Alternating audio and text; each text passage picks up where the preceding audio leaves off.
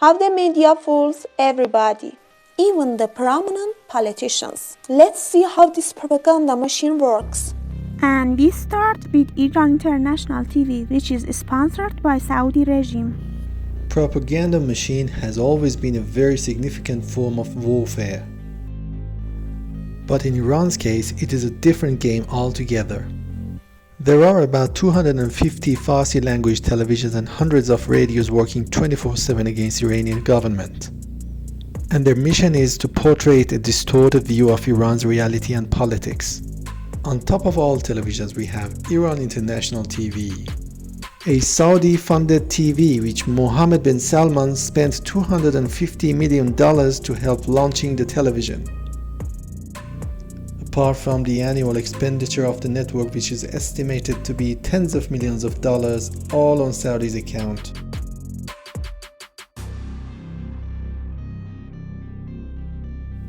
We'll have more videos later on this channel explaining how they spread misinformation through the media, but for now, we only name some of the major players in this filthy industry.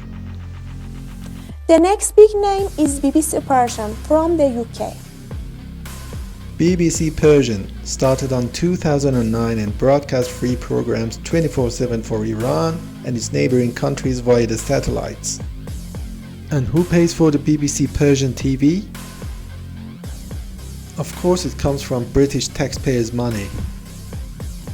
I mean, the British people pay their taxes to enable us Iranians watching free BBC programs in Iran and in Farsi. Ironically, the British people have to pay to watch BBC programs. But if you think that these fake news outlets are aiming the Farsi-speaking audience, you're just wrong. CNN, yes, the US major leftist media. You may recall this piece of fake news broadcasted by CNN on November this year. Women in Iran criticized the regime openly after the protests began. Unlike most, she did it without anonymity. It didn't take long for security forces to find and arrest her. Abbasi disappeared. Soon after, whistleblowers began to post on various social media platforms.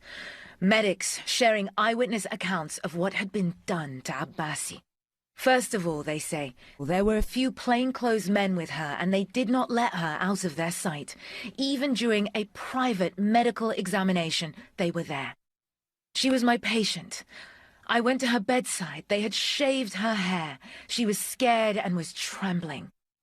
When she first came in, they said it was rectal bleeding due to repeated rape. The plainclothesmen insisted that the doctor write that the rape was from prior to her arrest, and then after this issue was becoming obvious to all, they changed the entire scenario altogether. The details of these leaks were confirmed to CNN by an insider at Imam Ali Hospital, where Abbasi was brought to be examined. In a statement, the government said Abbasi was treated for digestive problems. The medics who treated her said that was not true. The Iranian regime denies the rape, accusing her of leading protests, an allegation which could see her face the death penalty. Okay, these are the photos of Armita Abbasi after being released from the jail, and you may see that her hair is just fine and all there. We wonder who those leaks from the hospital really are, because she does not look like someone who's been sexually assaulted and tortured to death. Or maybe your sources are anonymous or miscellaneous accounts from the social media.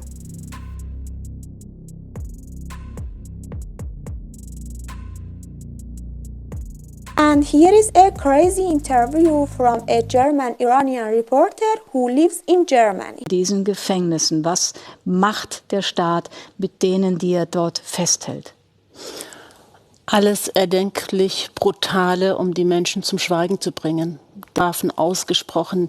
In den Gefängnissen wird gefoltert und vergewaltigt. Vergewaltigung wird als Waffe eingesetzt. Ich kenne einen Bekannten aus dessen Familienkreis, einer aus dem Gefängnis zurückkam und sobald jemand durch die Tür reinkommt, zieht er die Hose runter. Das deutet darauf hin, was den Menschen angetan wird. Even the toughest oppositions of Iran do not believe such lies. But there are probably some major foreign politicians who might be fooled by these fake news. For instance, we'll never forget this tweet from Mr. Trudeau, which by the way he deleted shortly after posting it.